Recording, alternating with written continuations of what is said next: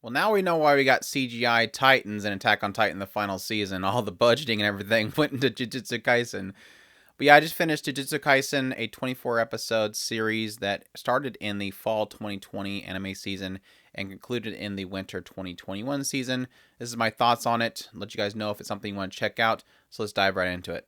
Jujutsu Kaisen follows a guy named Yuji who is essentially pulled into the world of curses.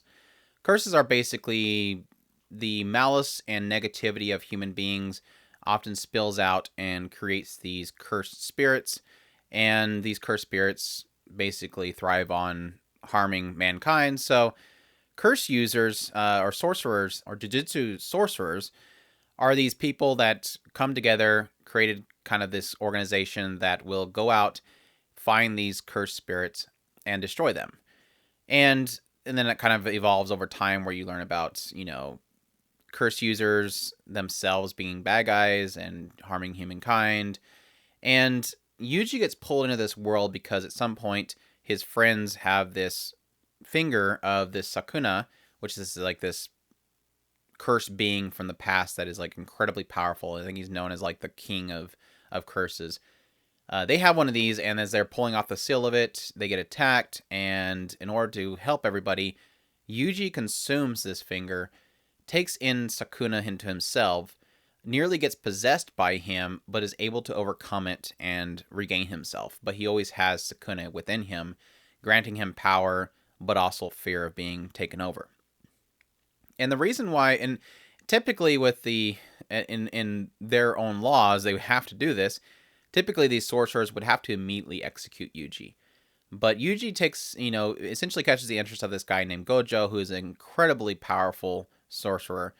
And this guy essentially somehow manages to convince everybody that instead of just executing him right off the bat, to let him use him to find the other parts of Sakuna, let him gather them, take it into himself, and then execute him at that point so they can get rid of Sakuna altogether.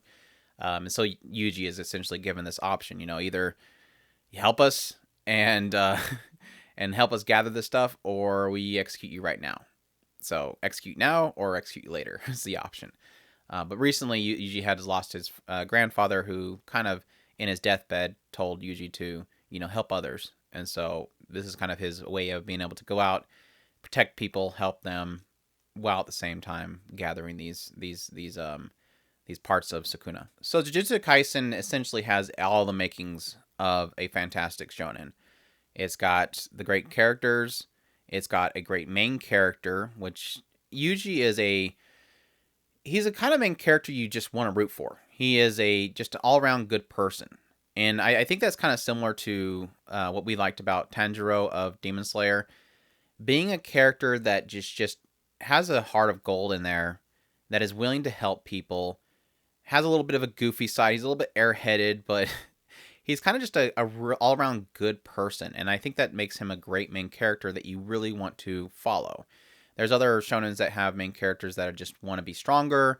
There's other main characters that want to be the best. They shoot for a goal.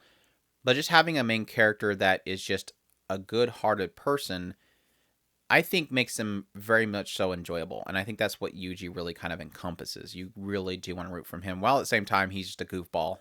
You just want to say you're just a goofball. But yeah, having solid characters around, I really did love all the characters that were in the show. Gojo was just an amazing character. He's just awesome. He just wrecks stuff. The studio loves him because they just put so much effort into just making him beautiful, and just every scene he's in, they ramp up the detail and make him look amazing. Megumi was great as well. I really did like the fact that even though I did think he was going to be that kind of rival character, he ends up having like his own heart there, that I just really did like him being on the scene. A lot of the supporting cast that are around, all the other sorcerers, the ones of the other school, Panda was amazing, Maki was amazing. Loved Kasumi to death. She was just, every time she was on the scene, she's almost like that. Every time she's really on the scene, in most cases they just kind of have her narrate over herself, like an inner dialogue or monologue that's going on. And it's always like the goofiest, like almost kind of office worker kind of talk. It was just so much fun. Just the kind of misfortunes that she goes through is so great. her geeking out about Gojo, all that kind of stuff was fantastic. Sakuna, the demon that's in Yuji, he was really cool too. He's very unsettling. He's really you can just kind of feel the aura of how amazing he is. I love this one moment where one of the bad guys like touched Yuji and was gonna do something to him, and Sakuna was like, "Do that again, I'll kill you." It's like this dread fear drops over him. You're like, yeah, this guy is just that awesome. And that's the only unfortunate thing is it really does seem like Sakuna took a back seat really quickly. Understandably, I think having him on constantly trying to possess Yuji, I think it would get old after a while. But I am a little bit upset that it seems like that aspect has completely taken a back seat to everything else. But it technically works for the favor because you're able to get into other characters. You're able to explore the world of the cursed energy, the cursed spirits, the cursed users, and all that kind of stuff, which is technically the heart of the world building that they're doing. So, yeah. And Toge was way OP too. I didn't like his little quirk with saying like fish all the time, but at the same time, when you learn why he's doing that, I had to text Chris. I'm like, Chris, it's really cool. They actually made it a reason for doing this. So, yeah. But yeah.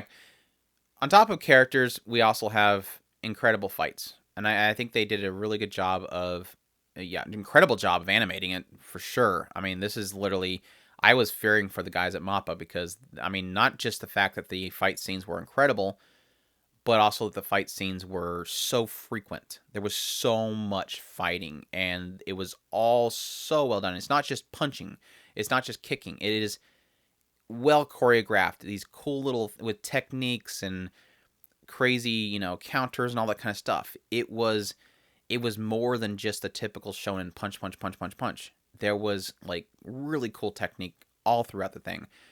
And that's kind of a tribute to the writer too, is a lot of these fight scenes have like so many mechanics they're introducing. All these different curse users have their own methods of using it, their own special abilities, and having those kind of intertwine them. Like Toto and Yuji, the fight that they had with somebody was like way cool. Just way cool. Like the ability that Toto had and how he was utilizing it with Yuji, similar with his fight with Nobara and her ability and how they kind of work together with it. Really cool. The fight scenes were so fantastic and had so many cool little tricks and choreography within it that makes it just like an edge above everything else. I really did enjoy that. They especially the final fight that we had in the later episodes was just awesome. I mean, I was like, whoa, this is so great. Yeah, great combat sequences. I'm a little bit mixed on the world building itself, like the overall world storytelling, just mainly because it had so much focus on Sakuna in the early parts, and it kind of that went to the wayside. A lot of the focus just really went into the cursed users themselves, the bad guys, and I didn't really feel like there was much going there. And I guess technically, and it's mainly because while they were doing that, they were technically developing a lot of the side characters, which this show has a lot of them. Getting a lot of those side characters technically wasn't a waste of time because I really did love all these characters they got into. So even though it's kind of trying to parallel the two together, it works in the end just because of how many great characters they have and how I ended up loving each one of them, even the ones that at first glance seem like they'd be a bad character or a cheesy rival. They turn into something really fantastic in the end. So, but not just that, they technically get into a lot of the politics of like the sorcerers and, some want Yuji dead because that's technically their law. They have to do it. Gojo and his basically standing up to them because he's essentially one of the most powerful ones. And I'm really curious if they'll get more in. I'm anxious for the moment they really get into Gojo, and they've kind of hinted at the idea that he wants to kind of shake things up within everything. So I'm curious how that will end up going in the future. And that's got me really excited for future movies or seasons or whatever. But yeah, and I guess the mechanics of the world itself is interesting as well. Just not so much just the idea of the curses and the cursed beings and the cursed users, but really getting into things like the differences between killing a cursed user or a cursed spirit versus a cursed user, an actual human. Is it murder or is it not? The mechanics of the curses themselves was interesting as well. I really did like at some point they reveal, in most shonen shows, they have this aspect of, the bad guy or whatever, somebody has a new ability and they have to explain it in the middle of a fight. And you're like, why are we stopping to explain this? They actually made it a mechanic of this world. Explaining your curse ability is a way of making it more powerful. So I guess it's kind of like a thing of, if you, cast a poison on somebody, it's just a poison. But if the person understands what you're doing with the poison, it like amplifies it. Like it gives it like more validity of existing, or so to speak. I guess that's the best way that I can kind of understand it, is this idea of, if you understand something that's within you, or a curse or a poison or something, you essentially in your own mind manifest it more. And I thought that was really cool. Like, it is a funny thing because they're literally making it make sense of why they have to explain what they're doing, but at the same time, it's a really cool mechanic that I'm curious if it's something that they can, mess with going on in the future. So yeah, cool stuff. Like all the abilities that everybody has is really cool too. Like Megami's like really like kind of shadow, almost ninja-ish. Yuji's very kind of resistant and has his own kind of way of manifesting his spirit into his punches. Nobara is like a witch doctor with, the ability to hit nails into something and inflict them. Really cool stuff. Really, really, really do like the variety of the characters. The characters' designs are great. None of them feel kind of out of place in the world itself. Even the bad guys, like Hanami, just looks incredible and very kind of scary. Love Toto. I thought I would hate Toto, but I love Toto, especially Toto with Yuji. Like, they were just so fantastic together. They were just amazing. They had a baseball filler episode that wasn't a filler episode. It was so much fun to watch. Just a true sign of great writing when you have something that you feel like they technically had a tournament arc. And I was like, oh crap, tournament arc. I loved it. They had a baseball episode. I was like, oh crap, baseball episode. I loved it. Like, that's a true sign of a great storyteller, great adaptation, is that you have these usual typical tropes that you're going to be afraid of, and they knock it out of the park. So just overall, a fantastic series. Really did enjoy it. I am absolutely thrilled for more of it. So until then, this is my thoughts on the first season of Jujutsu Kaisen. I hope you guys enjoyed my review. If you did, leave a comment, leave a like, subscribe if you haven't already. Let me know what you think about the show, and y'all take care.